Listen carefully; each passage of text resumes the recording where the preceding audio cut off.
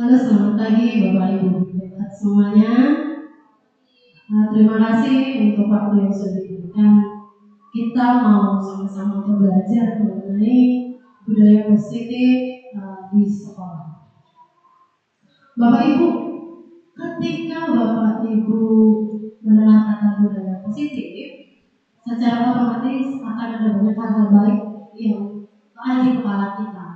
Ya, Bapak Ibu, bukan begitu? Betul ya Bapak Ibu ya? Nah, tapi sebelum kita masuk ke materi berikutnya, Bapak Ibu, di sini ada yang namanya kesepakatan. Nah, di sini saya tawarkan Bapak Ibu yang pertama, selama kegiatan HP di dalam modul diam. Sepakat kali Bapak Ibu? Sepakat ya Bapak Ibu ya. Kemudian yang kedua, tolong acungkan tangan saat akan berpendapat. Jadi nanti ketika Bapak Ibu yang mengutarakan pendapat atau ada pertanyaan, silakan Bapak Ibu boleh mengacungkan tangan. Kemudian yang ketiga, aktif dalam mengikuti kegiatan. Yang keempat, kita saling menghargai dan menghormati. Bagaimana Bapak Ibu? Apakah sepakat kita? Sepakat ya Bapak Ibu. Nah, oleh sebab itu inilah kesepakatan kelas kita hari ini Bapak Ibu semuanya. Selanjutnya Bapak Ibu, ada kata mulai dari diri. Nah, kalau bercerita tentang mulai dari diri Bapak Ibu, tentu saja kita pasti akan mengingat cerita kita, bukan orang lain ya Bapak Ibu. Ceritakan pengalaman Bapak Ibu ketika menjadi murid dulu. Bagaimana budaya di sekolah Bapak Ibu yang membentuk karakter Bapak dan Ibu semuanya. Di sini boleh saya minta Bapak pendapatnya dari Pak Ipan, coba saya ngomong.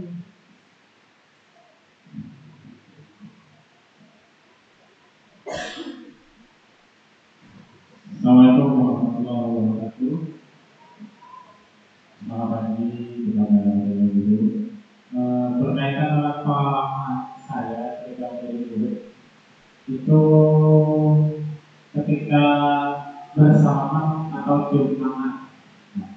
Itu zaman saya jadi murid diwajibkan ketika pagi pada saat masuk sekolah, sebelum masuk itu diharuskan untuk saling bersalaman dengan bapak dan ibu gurunya.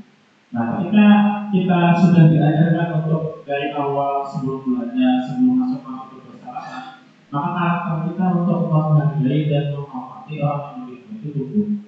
Entah itu di sekolah, ataupun di luar sekolah, atau juga di luar jam sekolah. Sehingga pada saat bertemu dengan dewan guru ketika di luar sekolah kita suka artinya ini loh cara yang baik ketika bertemu dengan guru, bukan memiliki sifat acuh tak acuh. Walaupun beliau tidak mengajar di kelas kita misalnya, tapi dengan cara kita ditumbuhkan senyum sama-sama, maka itu akan menumbuhkan karakter kita di masyarakat. Nah, kalau yang belum dapat seperti itu. Boleh kita beri tepuk tangan dulu untuk Ipan, Ibu. Jelas sekali ya. Budaya itu nempel gitu ya Bapak Ibu di karakternya Pak Ipan. Jadi bahkan budaya di sekolah bisa kita bawa ke luar sekolah. Bukan gitu ya Pak ya? Saya rasa Bapak Ibu sini pun juga begitu. Saya juga pernah belajar budaya baik di sekolah. Seperti yang disebutnya Pak Ipan tadi, saya pun juga belajar bersalaman Bapak Ibu. Hingga saat ini dengan orang tua kita pun wajib sepertinya ya Bapak Ibu yang kita bersalaman. Selanjutnya Bapak Ibu kita akan sedikit mengenal apa sih itu filosofi pendidikan di Hajar Dewantara. Ini yang digadang-gadang sebagai dasar pendidikan kita Bapak Ibu. Bahwa pendidikan bukan hanya sekedar transfer ilmu pengetahuan, tetapi juga merupakan proses membentuk anak sesuai kodrat alam dan kodrat zaman untuk mencapai kebahagiaan yang setinggi-tingginya. Bapak Ibu, tugas kita adalah menuntun, bukan menuntut. Ya, seringkali kita menjadi penuntut, benar Bapak Ibu, menuntut nilai yang bagus, menuntut anak itu harus baik. Tapi sebenarnya kita menuntun Bapak Ibu, proses menuntun tidak tidak hanya sekedar transfer ilmu pengetahuan. Mentransfer ilmu pengetahuan sangat mudah menurut saya, tapi proses mendidik itu di luar dari keilmuan. Dan ada kata kodrat alam dan kodrat zaman. Di sini kita akan sama-sama belajar apa sih itu tentang kodrat alam, apa sih itu tentang kodrat zaman. Bapak Ibu, di sini kita berbagi. Tidak ada yang lebih baik, tidak ada yang lebih buruk. Kita sama-sama belajar. Untuk yang namanya kodrat alam itu adalah alamnya anak, bukan tentang alam secara geografi. Bapak Ibu, anak punya alamnya masing-masing. Contoh ya Bapak Ibu, anak itu suka dengan dunia otomotif, ya, itu alamnya dia. Dan setiap anak punya alamnya masing-masing. Ada yang suka melukis, saya nggak suka melukis, tapi dia suka melukis, itulah alamnya dia. Ada yang suka otomotif. Nah, tugas kita hanya menuntut kodrat alamnya dia. Dan kemudian ada yang namanya kodrat zaman. Kodrat zaman adalah di mana tempat kita tinggal saat ini. Zaman dulu kita belum kenal yang namanya gadget, betul Bapak Ibu? Nah, sekarang pendidikan itu berjalan beriringan Bapak Ibu, mau kodrat alam atau kodrat zaman beriringan. Jadi kodrat alamnya anak akan dipadankan dengan kodrat zaman. Bisa jadi kalau zaman dulu Bapak Ibu melukis cuma di kanvas, cuma pakai cat. Tapi hari ini kita bisa menggunakan gadget. Bahkan untuk membuat arsitektur kemarin ada yang menggunakan komputer sudah. Ya, jadi berkembang, zaman selalu berkembang. Nah, di sini Bapak Ibu,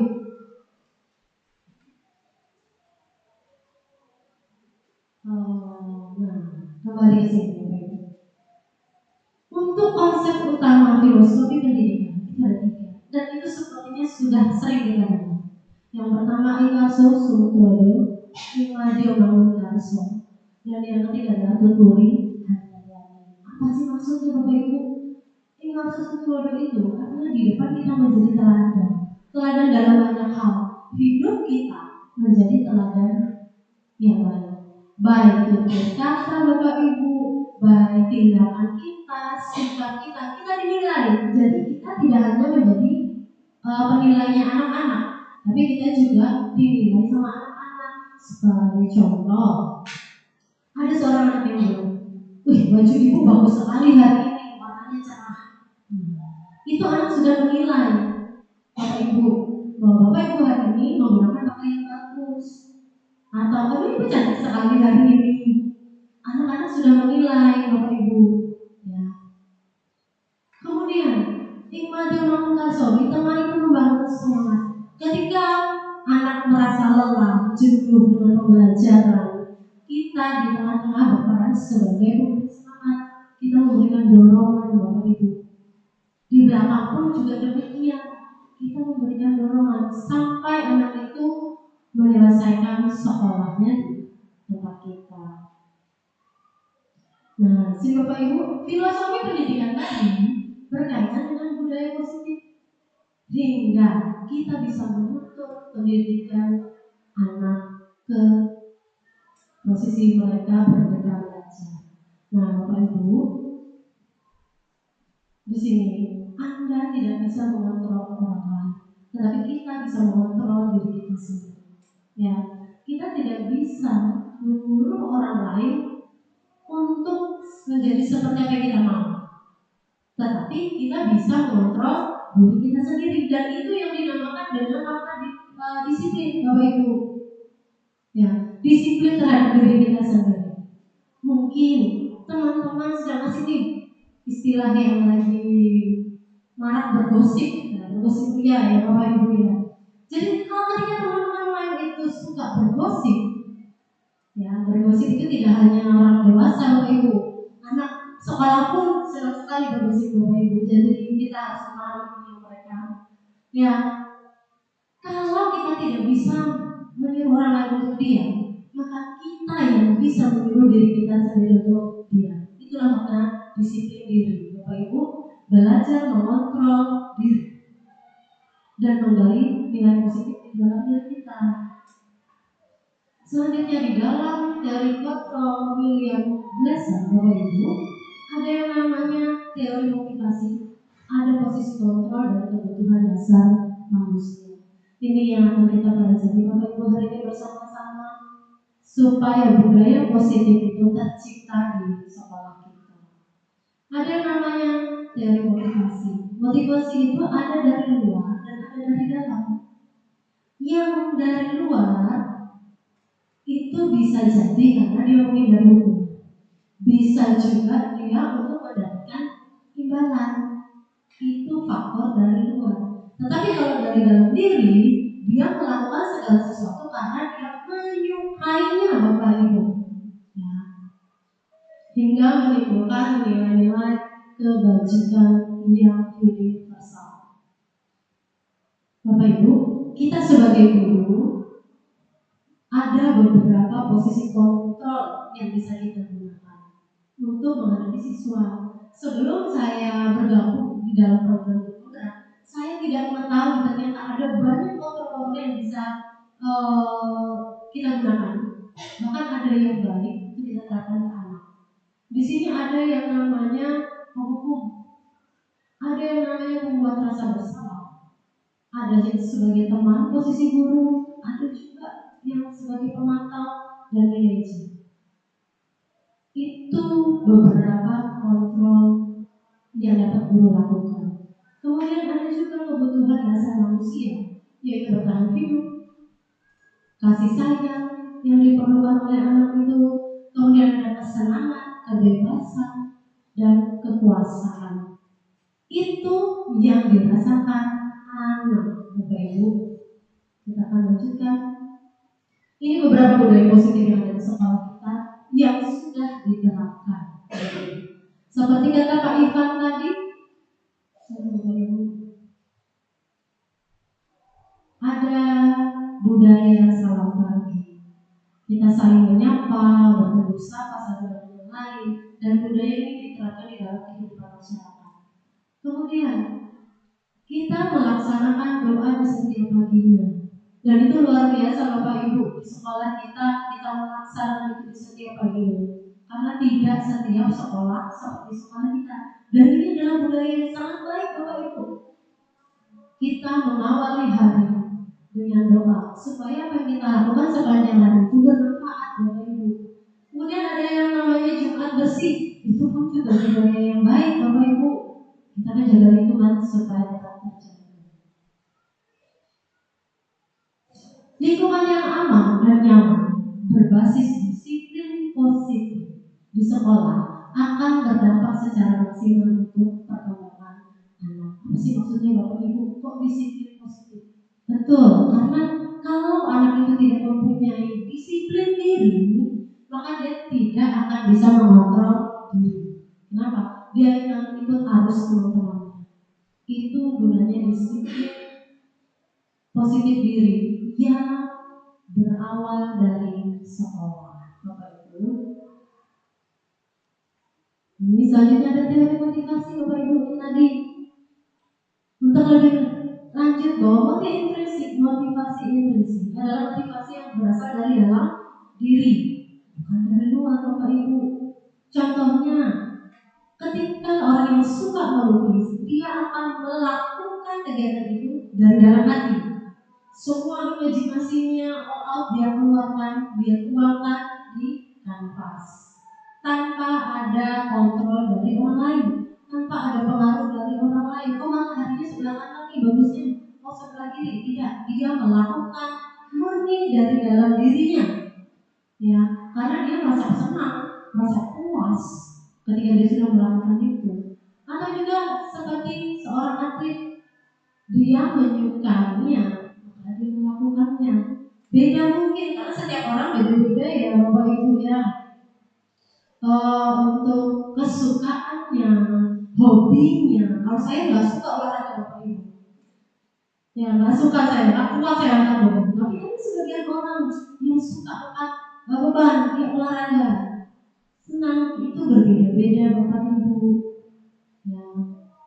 Kemudian ada yang namanya motivasi ekstrinsik, itu adalah motivasi dari luar. Kenapa bisa dibilang dari luar Bapak Ibu? Contohnya nih, seorang pegawai itu kerja keras untuk mendapatkan kenaikan gaji. Kalau dia nggak kerja keras, dia nggak naik gaji.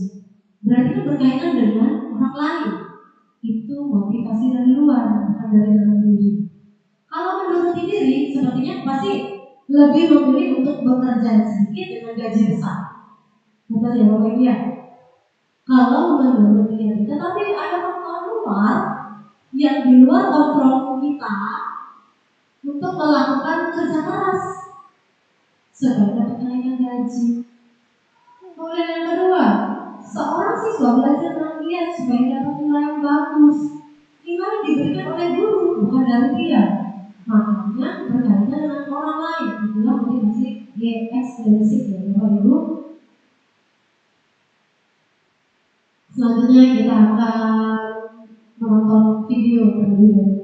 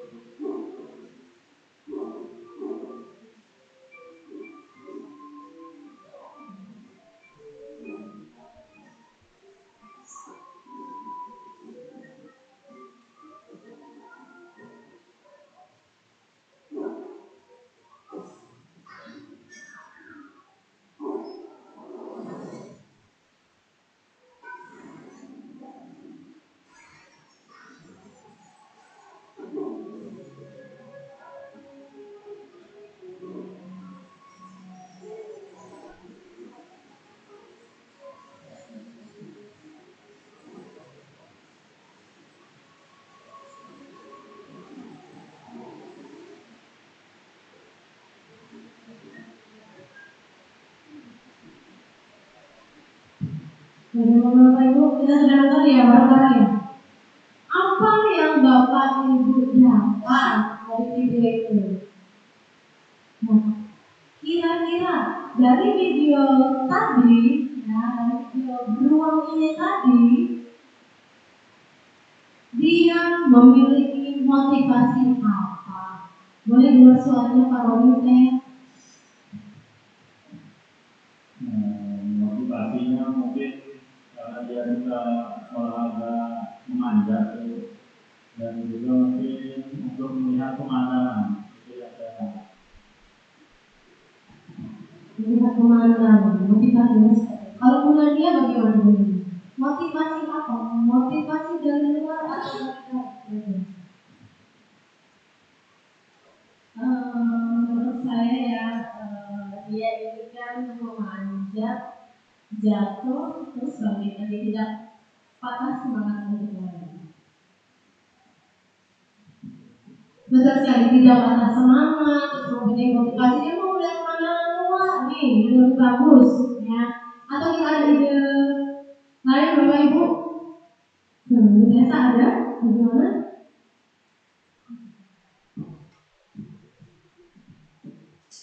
Mungkin kalau ditanya motivasi, mungkin termasuk dalam motivasi intrinsik tadi ya Bu ya, motivasi dari dalam diri sendiri, bahwa dia punya keinginan untuk mencapai puncak tadi. Tapi hal tersebut tidaklah mudah dan itu pasti akan ada selalu hambatan. Tapi ketika kita selalu berusaha ya ingin mencapai apa yang kita inginkan, pasti akan selalu ada solusi di balik kegagalan kita tadi. Yang penting kita selalu berusaha, ada motivasi dari diri sendiri. Mungkin seperti itu dari saya.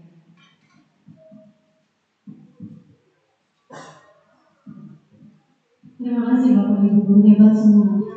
Masing-masing dari kita mempunyai jawaban yang kurang lebih sama ya Bapak Ibu. Bahwa si beruang ini dia memiliki motivasi dari dalam dirinya, berangkat dari diri untuk melihat pemandangan yang indah tanpa orang lain, tanpa dipengaruhi A, B, dan C. Tapi di dalam perjalanannya tidak mudah Bapak Ibu. Seperti itulah kita Bapak Ibu. Ketika kita melakukan satu hal yang baik, tidak mudah untuk dilakukan. Ada banyak jatuh bangunnya di dalam proses. Tetapi Bapak Ibu ada banyak alat yang bisa kita pakai. Tadi di beruang itu dia bisa menggunakan apa? Palu ya, tadi penggunaan sepatu gunung.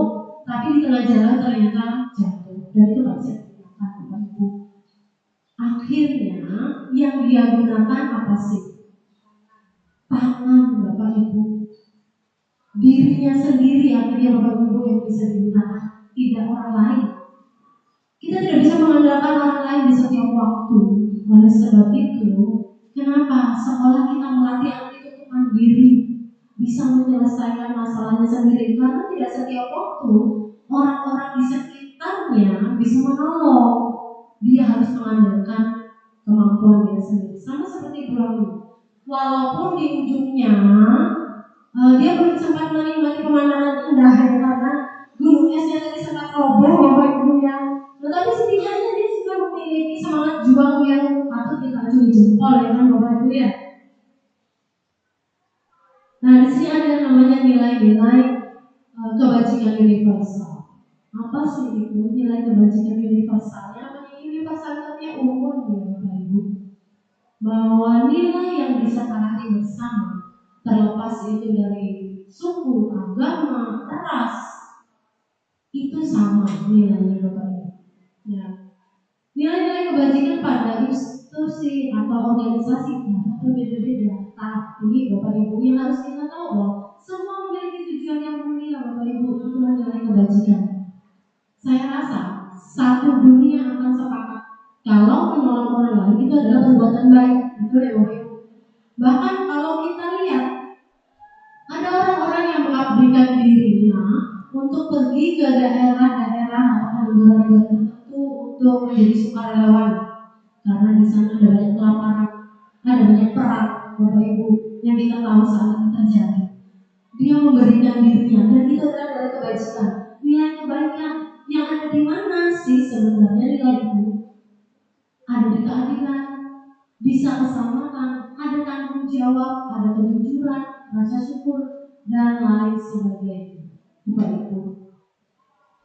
Nah, Bapak Ibu, itulah nilai kebajikan yang kita terapkan.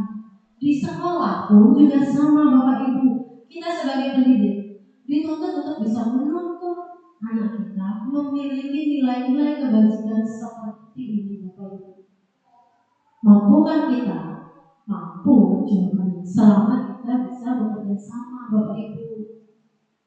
Kita bisa nih menanamkan keadilan, bisa keselamatan, menanamkan rasa tanggung jawab, bisa. Contoh hal kecil adalah piket kelas. Itu adalah tanggung jawab. Kita melatih anak untuk bertanggung jawab dengan kebersihan, Bapak Ibu. Kita juga melatih anak di dalam hal kejujuran. Kalau menemukan uang Bapak Ibu di halaman sekolah 5.000, itu bisa dikembalikan ke petugas piket supaya bisa ditemukan siapa yang kehilangan. Dan nilai kejujuran itu tertanam, Bapak Ibu. Tidak hanya sekedar tertulis, tapi benar tertanam di diri anak didik kita. Ada rasa syukur, berprinsip, integritas. Nah, rasa syukur ini pun juga harus guru terkadang ikut berperan ya Bapak Ibu. Karena saat-saat ini Bapak Ibu ada anak-anak yang kurang mampu untuk bersyukur. Kenapa? Dia tidak mau sekolah karena dia nggak punya motor, padahal di rumah ada sepeda. Dia tidak bersyukur dengan apa yang dia punya. Dia bisa berangkat pakai sepeda, tapi dia tidak mau berangkat karena dia tidak punya motor yang keren, Bapak Ibu. Nah, rasa syukur ini perlu dibina oleh guru. Guru perlu memberikan pendekatan supaya anak lebih terbuka, begitu, dan mengerti keadaannya. Ya, Bapak Ibu.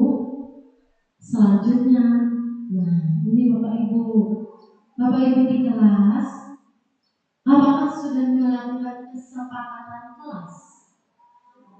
Kesepakatan kelas tidak hanya untuk wali kelas, Bapak Ibu. Kesepakatan ini adalah untuk pelajaran bisa. Kesepakatan kelas adalah seperangkat aturan atau perjanjian yang dibuat secara bersama antara guru dan siswa, berawal dari aturan. Contoh, ini memulai kegiatan kita dengan berdoa. Berarti kita tidak boleh tidak berdoa. Ada aturan, tidak boleh. Tapi kata tidak boleh kita olah dengan baik menjadi nilai kebajikan bahwa memulai kegiatan dengan doa. Nilai kebajikannya apa? Bersyukur, Bapak Ibu. Jadi saling terkait ya Bapak Ibu. Mulai kegiatan selalu tepat waktu. Aturannya apa sih sebenarnya? Tidak boleh terlambat. Awalnya aturan Bapak Ibu kesepakatan kelas itu ya kan? Tidak boleh terlambat masuk kelas. Terus tidak boleh tidak pakai kaos kaki. Semua berawal dari aturan. Dari aturan itulah kita ulangi menjadi mulai kegiatan selalu tepat waktu. Nilai kebajikannya apa nih menurut Bapak Ibu? Bagaimana? Disiplin. Betul sekali. Pak hebat Bapak Ibu. Disiplin Bapak Ibu. Ada menjaga kebersihan dan kerapian. Ada juga saling menghormati, saling kerjasama, berpartisipasi. Ini semua mengandung nilai-nilai kebajikan Bapak Ibu. Nah, nilai itu yang harus kita tanamkan kepada murid supaya tumbuh dan berkembang. Bapak Ibu, ini contoh kesepakatan kelas yang saya buat di dalam kelas matematika saya. Ya, saya berusaha Bapak Ibu untuk membuat kesepakatan. Jadi tidak hanya dari saya Bapak Ibu, tidak boleh terlambat, tidak boleh ini dan itu, tetapi kita sama-sama menyepakati. Kenapa? Karena ketika kita menyepakati sesuatu, maka itu muncul dari dalam diri, kesadaran diri. Oh iya, kita sudah sepakat nih, tidak boleh terlambat, tidak boleh berbicara ketika belajar. Dan ini semua kita sepakati bersama Bapak Ibu dengan bahagia Bapak Ibu. Tidak ada paksaan. Ya, Bapak Ibu, boleh Bapak Ibu terapkan di dalam pembelajaran Bapak Ibu semua. Mulai membuat kesepakatan bersama dengan anak-anak. Karena ini tidak hanya wali kelas ya Bapak Ibu, tapi tanggung jawab kita bersama. Bapak Ibu, di sini kita mengenal istilah disiplin dan hukuman. Disiplin itu melatih murid untuk mematuhi peraturan, baik dalam jangka panjang atau pendek. Berarti dia bisa digunakan masa kini dan masa depan, Bapak Ibu.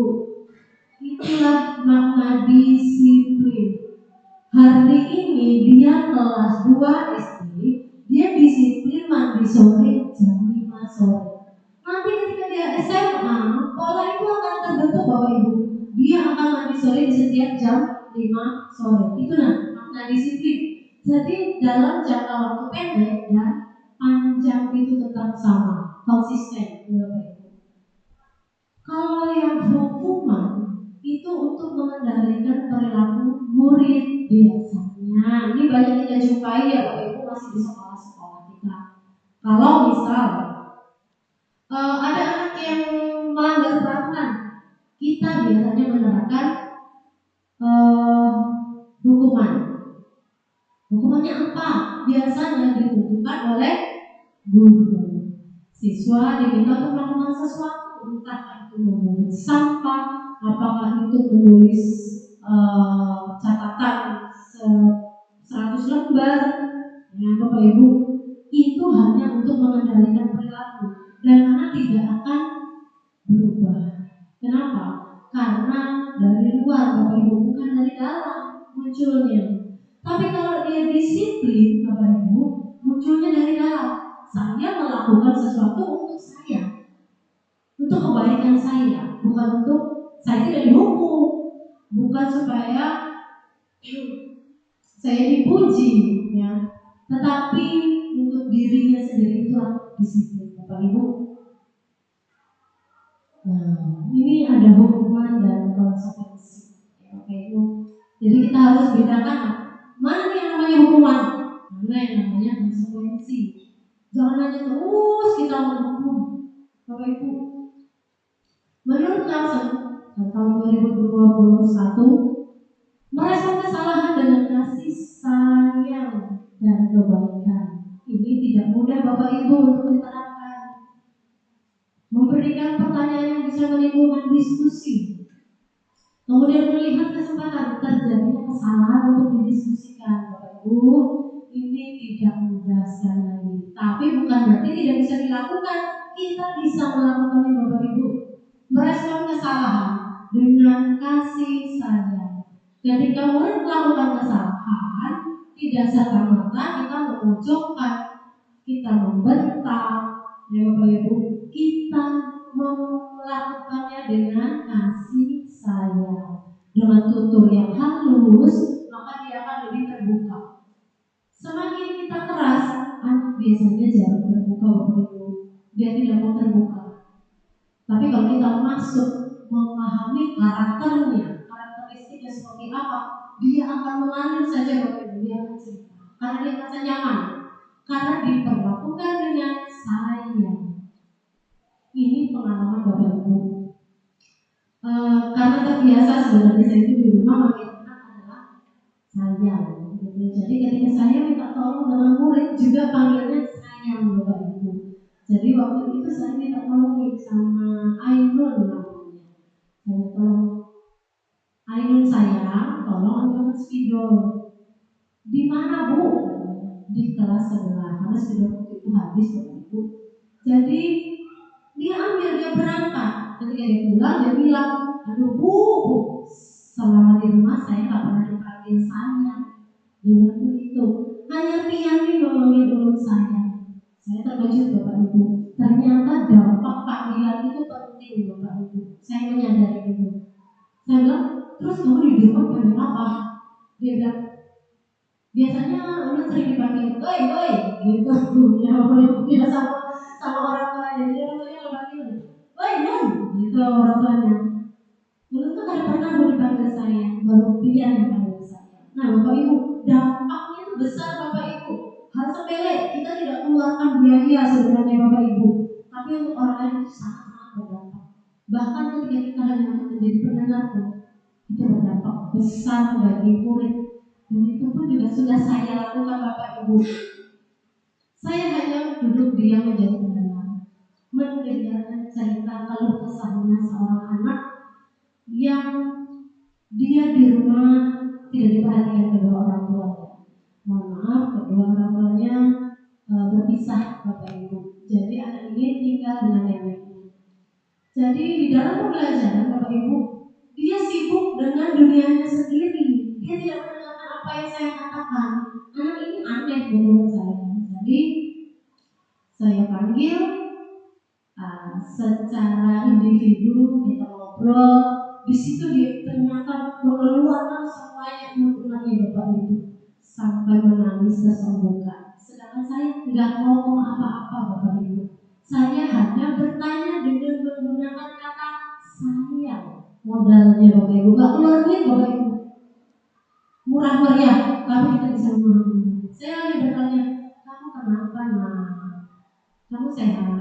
Hanya bertanya dengan kamu sehat, dia sudah menangis Bapak Ibu. Ternyata di situ saya memahami bahwa kita tidak hanya perkara belajar Bapak Ibu, ada manfaat yang lain itu yang harus kita pahami. Dan kita mendekatinya ketika dari diri akan memunculkan sesuatu positif yang luar biasa dalam diri kita. Kemudian kita berikan pertanyaan yang bisa menimbulkan diskusi Bapak Ibu ketika dia bermasalah. Mengapa? Bagaimana dia memperbaikinya? Kemudian kita melihat kesempatan apabila ada kesalahan, pelanggaran, kita bisa diskusikan sama-sama. Ini dia Bapak Ibu 9 ciri-ciri restitusi. Yang pertama, belajar dari kesalahan, bukan menebus kesalahan. Belajar dari kesalahan ya Bapak Ibu. Kemudian memperbaiki hubungan. Bapak Ibu, kalau misalnya kita sudah membentak anak, kita sudah memarahi anak akan takut dengan kita, bukan segan, bukan hormat. Ketika bertemu dengan kita, dia takut. Tunduknya anak bukan karena hormat, tapi karena takut. Kemudian kita menawarkan, bukan memaksa. Restitusi adalah cara terbaik karena tidak melalui sebuah hukuman. Kemudian kita menuntun untuk melihat ke dalam diri anak. Kita kembalikan lagi ke diri anak itu seperti apa. Kemudian mencari kebutuhan dasar yang mendasari tindakan. Jadi nanti akan kita pelajari Bapak Ibu, ada yang mendasari sebuah tindakan. Setiap kita melakukan tindakan itu karena sesuatu, ada motivasi. Kemudian berfokus pada karakter, bukan tindakan. Jadi ketika anak melakukan penebusan, melakukan satu konsekuensi, yang kita tanamkan adalah karakternya. Contoh, minta maaf Bapak Ibu. Ketika anak melakukan kesalahan, kita menuntut anak untuk meminta maaf, bukan tindakannya Bapak Ibu yang poin positifnya, tetapi karakter anak. Ketika dia melakukan kesalahan, dia harus meminta maaf. Itulah karakter yang harus kita munculkan Bapak Ibu. Kemudian kita berfokus pada solusi, bukan masalah. Masalah yang terjadi ya sudah, tapi bagaimana kita memperbaiki masalah, itu yang penting, solusinya Bapak Ibu. Kemudian kita mengembalikan murid yang berbuat salah pada kelompok yang benar Bapak Ibu. Nah ini dia kebutuhan dasar manusia dan dunia yang berkualitas. Ini Bapak Ibu, kalau ada perilaku siswa Bapak Ibu yang suka sekali dia itu mengambil makanan milik teman, dan ini terjadi Bapak Ibu ya. Jadi ada seorang anak yang membawa bekal, gak cuma dia yang makan, rame-rame Bapak Ibu. Ya, rame-rame. Bahkan ada pengalaman, ada anak yang membawa bekal itu direbut sama temannya. Jadi dia nggak makan Bapak Ibu. Ya, ini kebutuhan apa sih ya? Bertahan hidup. Mungkin aja di rumahnya ibunya nggak masak, dan itu sering saya tanyakan Bapak Ibu ketika ada murid yang mengambil makanan temannya, saya tanya kenapa? Ternyata orang tuanya nggak masak di rumah, jadi tidak ada nasi katanya. Atau orang tuanya bekerja terlalu pagi, berangkat dini hari, jadi tidak sempat menyiapkan sarapan. Ini Bapak Ibu, kebutuhan bertahan hidup. Saya rasa semua orang ya Bapak Ibu ya bertahan hidup. Pertanyaannya pada siswa, adakah cara untuk memenuhi kebutuhan hidup itu tanpa merugikan orang lain? Itu yang kita tanyakan harusnya Bapak Ibu. Ya, bisa anak menjadi lebih mandiri, dia lebih baik, dia kan siapkan makan sendiri. Kemudian, nah ini memukul teman. Bapak Ibu ini sering terjadi nih, memukul teman yang menghinanya. Akunya muncul, ya. Dia memiliki kebutuhan yang berusaha dipenuhi, kekuasaan. Aku ini tidak boleh dihina. Aku ini punya harga diri. Nah, Bapak Ibu itu nilai kebutuhan kekuasaan. Pertanyaannya, bisa nggak sih kebutuhan ini dipenuhi tanpa menyakiti orang lain, tanpa melakukan kekerasan? Bisa sebenarnya, Bapak Ibu ya. Kemudian ada yang namanya kebutuhan cinta dan kasih sayang. Cirinya dia biasanya siswa itu suka sekali yang menyebarkan gosip tentang teman sekelas. Bapak Ibu, bukan biasanya gitu Bapak Ibu murid itu suka sekali mereka bahasa gaulnya gibah ya saat ini Bapak Ibu. Jadi kamu tahu nggak sih si A si B gitu. Sebenarnya dia melakukan itu karena ini Bapak Ibu. Dia perlu cinta dan kasih sayang. Mungkin tangki cintanya tidak penuh dari rumah. Ya, mungkin seperti yang saya katakan tadi ada satu anak kita yang menangis, itu tangkinya itu tidak penuh Bapak Ibu karena orang tuanya berpisah dan dia memenuhi kebutuhan hidupnya sendiri. Dia berjuang sendiri Bapak Ibu, dia bekerja untuk bayar sekolah, jadi tangki cintanya dia tidak penuh. Begitu. Dia perlu cinta dan kasih sayang. Tapi pertanyaannya, bisa nggak sih dia memenuhi kebutuhan itu tanpa merusak citra orang lain? Itu pertanyaannya Bapak Ibu. Kemudian ada kebutuhan senang, hanya bercanda Bapak Ibu. Menjatuhkan teman saat sedang berjalan, tiba-tiba mendorong gitu Bapak Ibu. Ini sering sekali nih, anak-anak kecil biasanya apalagi. Ini sering terjadi di anak SD Bapak Ibu. Kalau sudah dikatakan SMA, sepertinya jangan. Tapi kalau di SD ini sering sekali Bapak Ibu. Dia tiba-tiba mendorong teman, dia jatuh. Kenapa? Sama aja Ibu, gitu jawabannya. Ya. Tapi bisa nggak sih memenuhi kebutuhan senang itu tanpa menyakiti orang lain? Ayo ya, pertanyaannya bisa. Kemudian ada yang namanya kebebasan.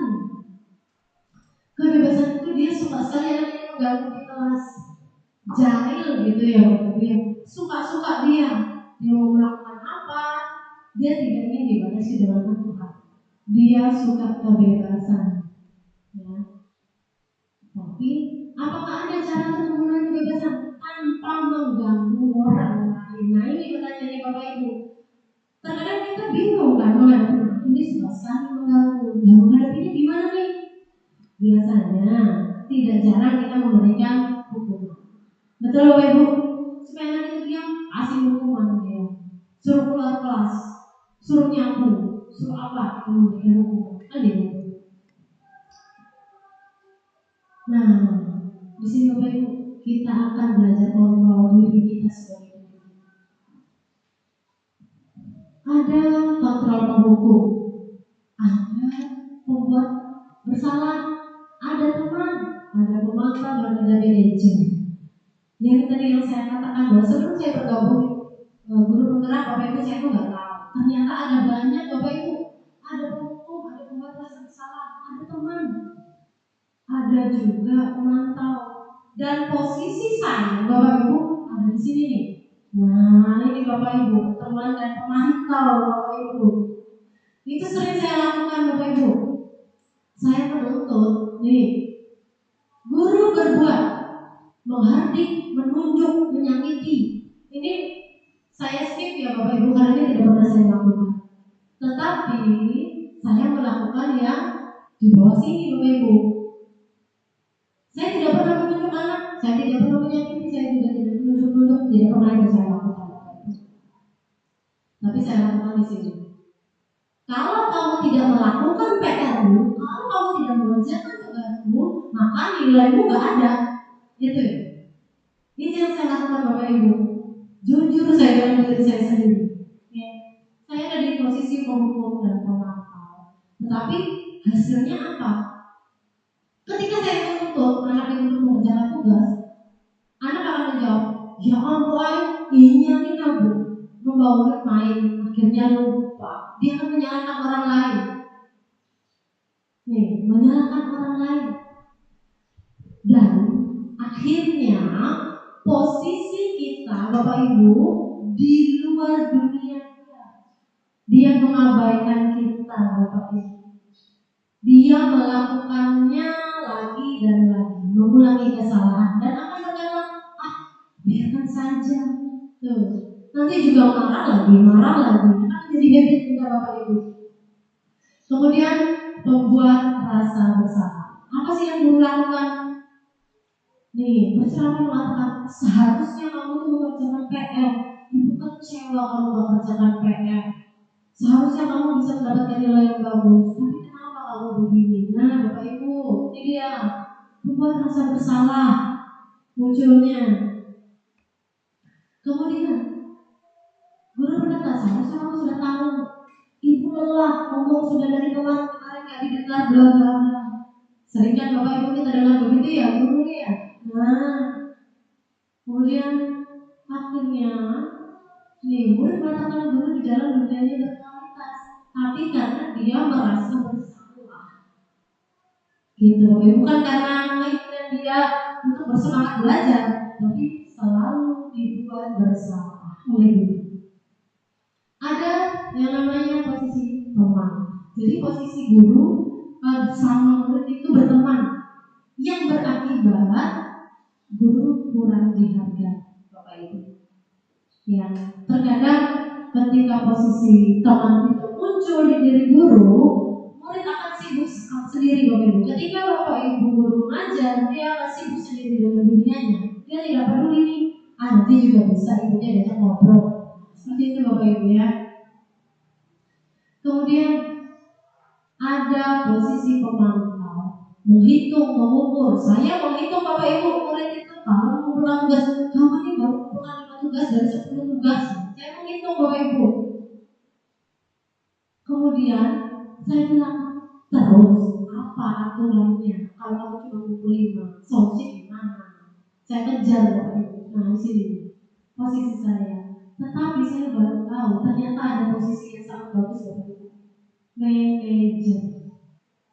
Ya.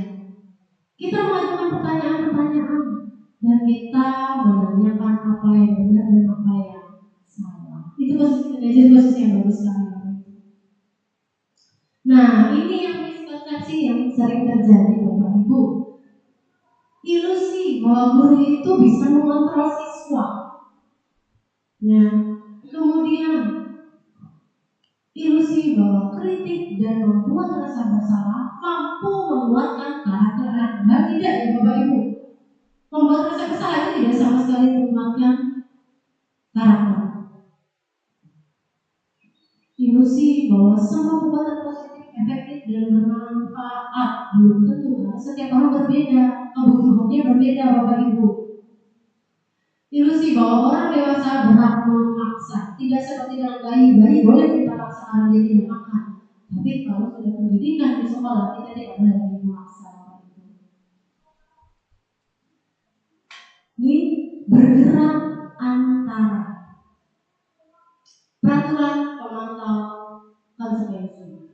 Dan nilai-nilai manajer untuk memperbaiki itu bergerak beriringan Bapak Ibu. Selanjutnya, nah ini latihan kita Bapak Ibu. Saya mohon dibantu oleh Bapak Ibu semua. Ada muncul pertanyaan-pertanyaan. Saya kecewa sekali dengan kamu. Itu ada di posisi kontrol mana Bapak Ibu? Kira-kira. Apakah di posisi penghukum, membuat rasa bersalah, teman, pemantau, atau manajer? Menurut Bapak Ibu di mana? Gimana Bapak Ibu? Rasa bersalah. Kamu tidak pernah benar melakukannya. Kalau itu kita masuk yang mana Bapak Ibu? Kamu benar-benar melakukannya? Gimana?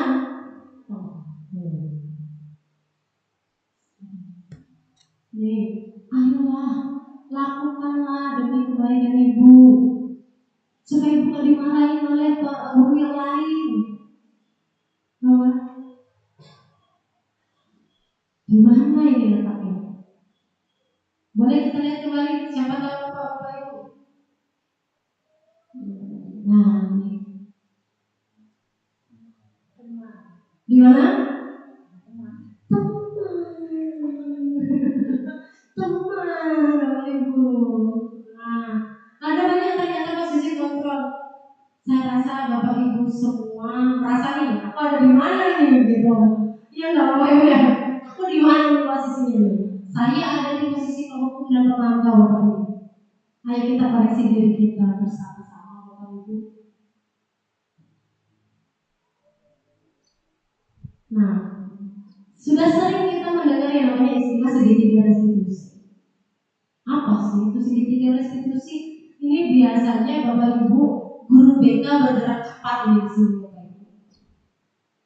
Dia memahami betul yang namanya konsep segitiga restitusi. Tapi tidak hanya guru BK Bapak Ibu, kita sebagai guru dituntut untuk bisa melakukannya supaya kita bisa bekerja sama dengan guru BK menciptakan murid yang mandiri, memiliki budaya positif.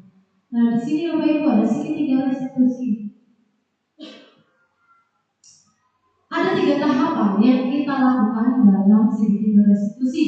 Ada validasi kebutuhan, ada menanyakan keyakinan, dan menstabilkan identitas. Di dalamnya ada banyak pertanyaan-pertanyaan Bapak Ibu. Nilai apa yang sudah disepakati bersama? Kamu mau jadi orang yang seperti apa? Kamu bukan satu-satunya yang pernah melakukan kesalahan ini. Setiap manusia pernah melakukan kesalahan yang sama.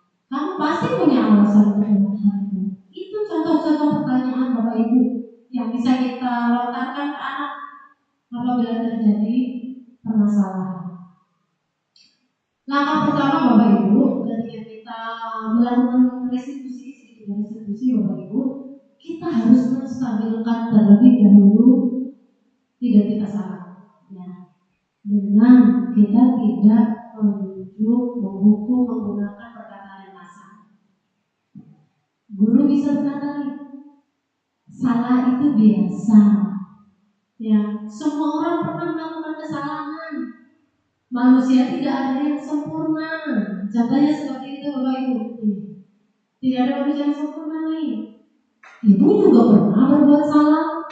Jadi tidak hanya dia sendiri yang berbuat salah. Jadi kita stabilkan identitas anak itu bahwa dia tidak sendiri melakukan kesalahan. Bahwa itu biasa. Selanjutnya kita memvalidasi kebutuhan. Kamu bisa saja melakukan yang buruk, tapi kamu tidak melakukannya dan kamu hebat. Berikan pujian untuk anak itu Bapak Ibu. Ya. Kamu pasti punya alasan melakukannya. Kenapa? Tanyakan ketika dia melakukan salah.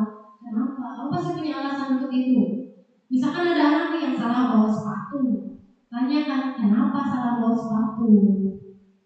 Pasti dia punya alasan. Entah sepatunya basah karena hujan atau sepatunya sobek. Kita tidak pernah tahu. Jadi jangan menghukum terlebih dahulu Bapak Ibu.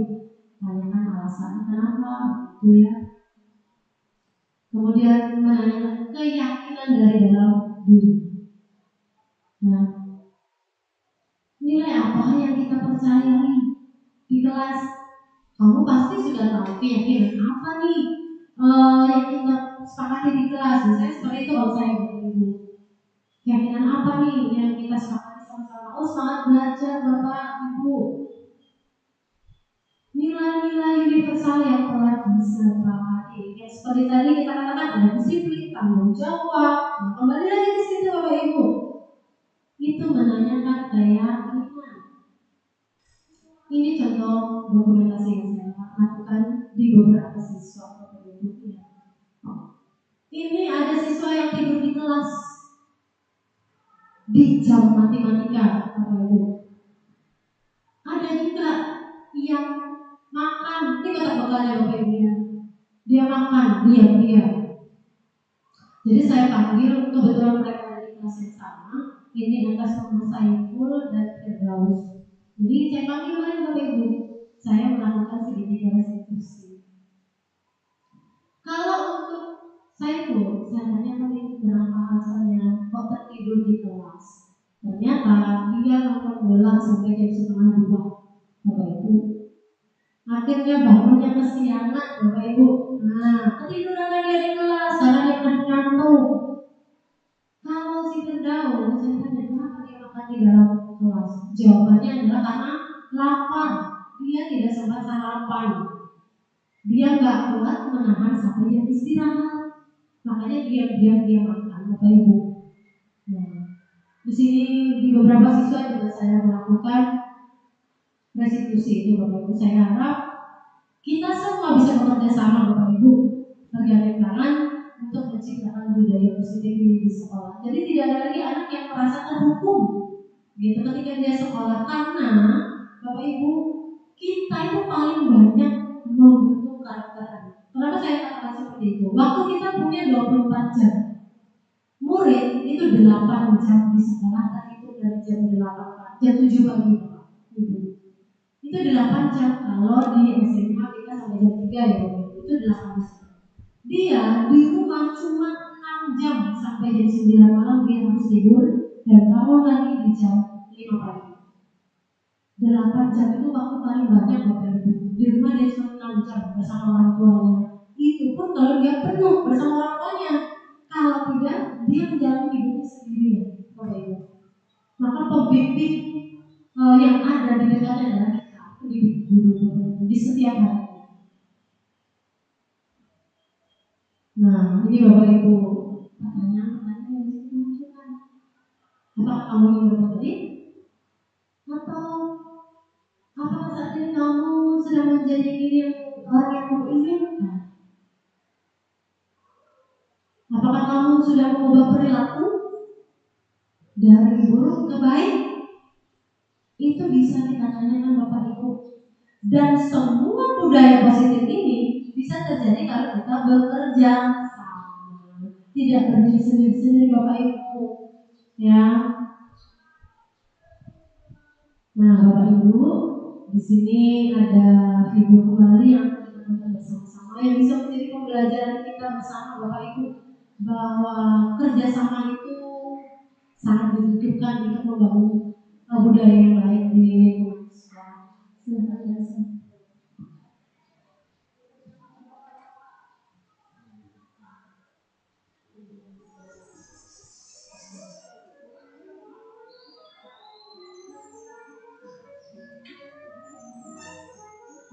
Ini ada budaya baik yang masuk ke dalam lingkungan baru ya. Tidak jarang kita ngomongin orang Bapak Ibu, ditertawakan. Tapi kalau kita bisa membawa diri kita untuk bersikap baik, tetap melaksanakan segala sesuatu yang dengan baik, kita akan tetap berdampak dan kita akan tetap muncul Bapak Ibu.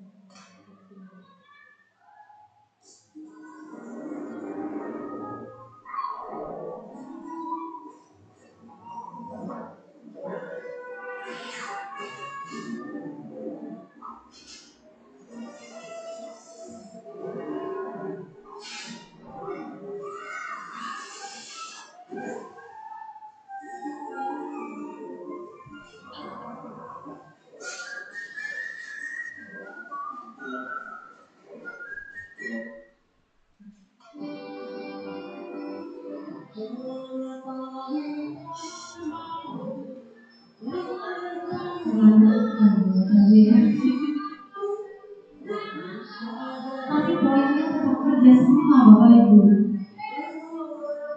Bapak Ibu lah buka botol. Makanya apa? Menikmati sama-sama.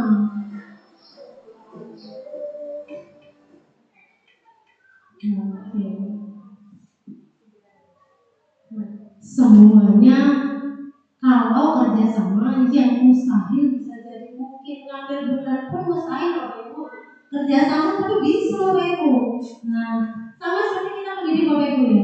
Kita kerjasama di lingkungan sekolah, kita tidak saling menjatuhkan seperti burung tadi. Ketika ada sesuatu yang baik, ada rekan kita yang baik melakukan sesuatu, jangan diomongin Bapak Ibu, ikuti. Ya, akhirnya apa? Sesuatu budaya positif itu bisa muncul dengan baik, dengan tertanam di dalam diri beserta diri kita sama-sama. Dan saya ucapkan terima kasih Bapak Ibu karena telah berkenan meluangkan waktu dan kita belajar bersama di ruangan ini. Kita berharap kita bisa menumbuhkan karakter hebat di diri anak didik kita, supaya ada kebanggaan secara diri pribadi. Kalau saya begitu Bapak Ibu, melihat murid saya sukses, dia berakhlak baik, wah itu luar biasa sekali untuk saya Bapak Ibu. Dan budaya yang kita tanamkan di sekolah itu dibawa keluar akan menjadi budaya yang sangat baik. Saya harap kita semua bisa berkolaborasi Bapak Ibu untuk menciptakan lingkungan sekolah yang positif. Terima kasih Bapak Ibu dan beri tangan untuk kita semua Bapak Ibu. Saya akhiri dialog hari ini dan mengucapkan terima kasih dan selamat siang untuk kita semua.